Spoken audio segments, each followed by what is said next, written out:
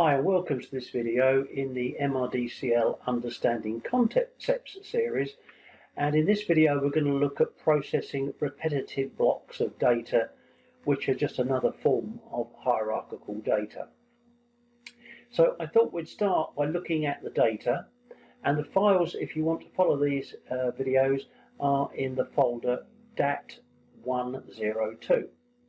So this is the data file, file6.asc, and just to sort of take you through what this data represents. So we have a serial number here in the first three fields. In the fourth we have something about the individual, maybe their gender or something like that, so that's that data here. And then each of the next block of data goes in blocks of 5, where this is the first occasion and the restaurant they happen to eat at. This is whether it's an eat-in or a takeaway. This is the price that they paid. So there's a block of 5 fields, if you like, talking about the first eating occasion, eating out occasion or eating occasion. The second, now one starts here in this block of 5. So this is the restaurant code for the second eating occasion. This again, the third field within that 5, is whether it was eat-in or takeaway, and this was the cost 5. And we come to the third one, which is in those 5 fields, and finally the fourth one. So respondent 1 had 4 occasions where they visited a restaurant. Respondent 2, on the other hand, only had 3, because it stops at this field here. So their first occasion was restaurant 2. They code 2 for whether they ate in or had a takeaway. There's the price, 05, there's their second occasion, and there's their third occasion. So we want to process this data so that there's 2 respondents, and between the 2 respondents they have 7 eating occasions. And indeed the data may extend all the way across this line here and be many, many blocks of data.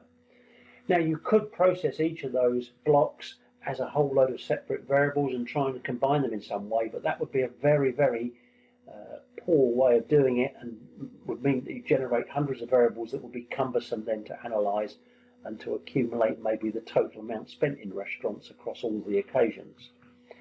So we're going to begin by looking at the script that reads this data file, and let's start here where we've got the serial number in 1, 2, 3.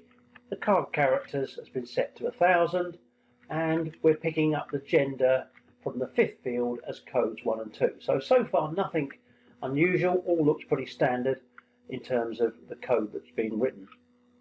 Now we're going to process the data that relates to each of the eating occasions, and in this example what it's doing, it's starting at 11. Let's go back to our data file here. So it starts here in the 11th field, and although our data here ends at the 4th eating occasion on the 30th field, or field 30, we've actually allowed it to go all the way up to 80 so that it can handle many more eating occasions for other records. So this is starting at 11, going all the way up to 76 in steps of 5.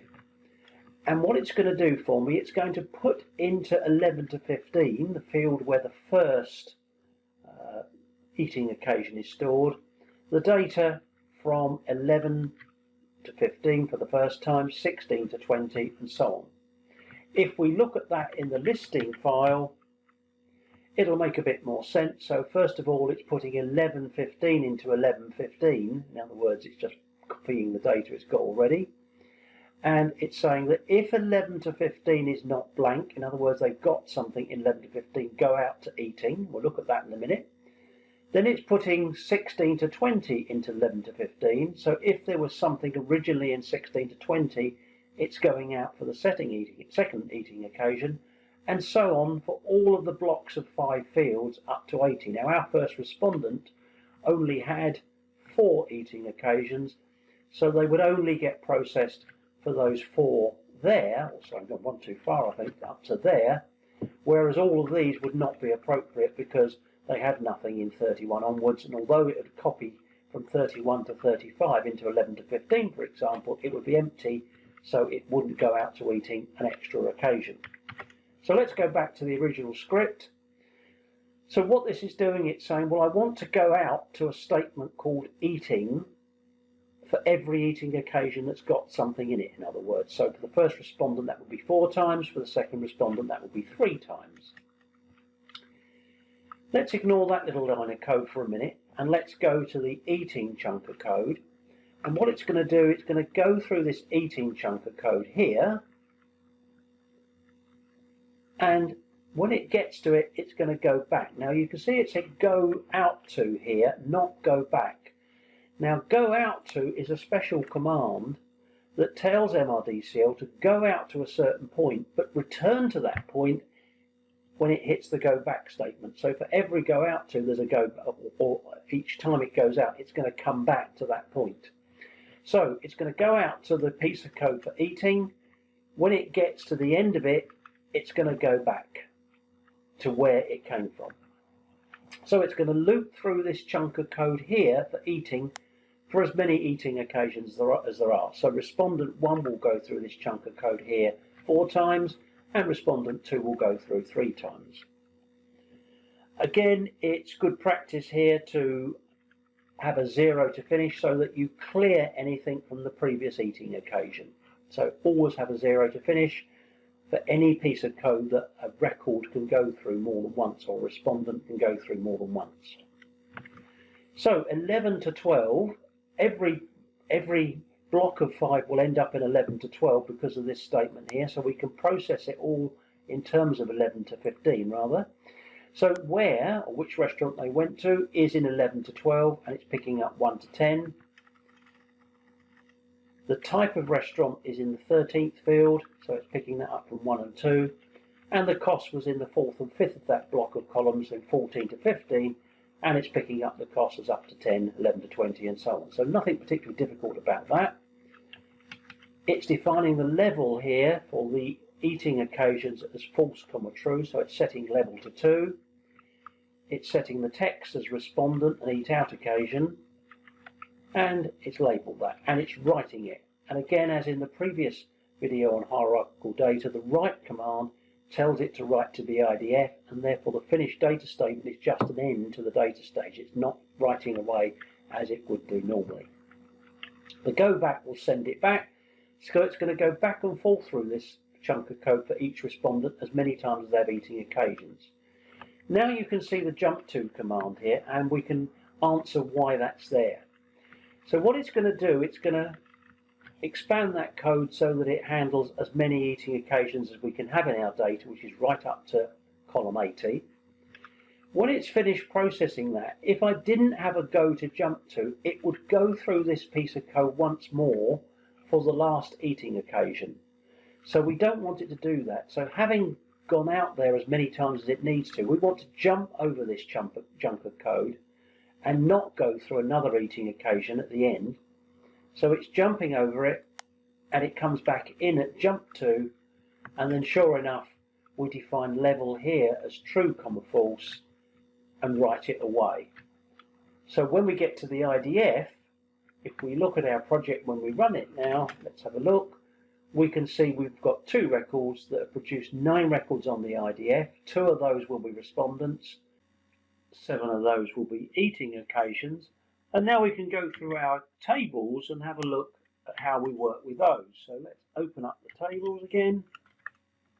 There we go, and if we look at the tables here, we can see that I've got a table 0 at the beginning here. Now this is something that I always do on these types of projects, is that I have a table 0 which just tests or does an analysis of the levels that I got, so that I can check I'm writing away the data I would expect. So let's have a look at that. Let's run it. Let's look at the tables, and here's my table 0.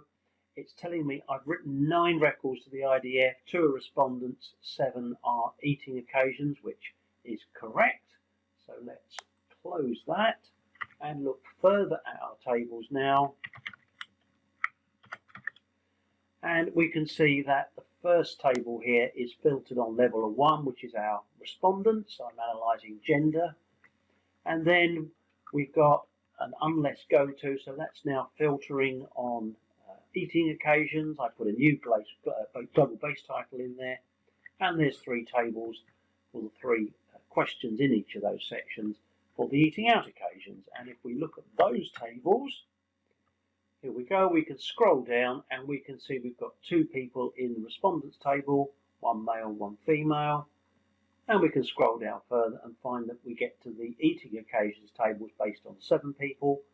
4 of those occasions were by respondent 1, that's the male, and 3 by respondent 2, the female, and we've got the answers based on our 7 eating occasions from our 2 respondents, and so on for the second question and the third question. So that completes this video on how to produce hierarchical data or handle hierarchical data when the data is in repetitive blocks across the data record. For occasions is a typical type of example like we have here. It could be meals eaten, it could be TV programs viewed, but anything that could have more than 1 field and a variable number of fields per respondent. I hope this video is useful to you and it's helped you to handle hierarchical data more efficiently. Thank you.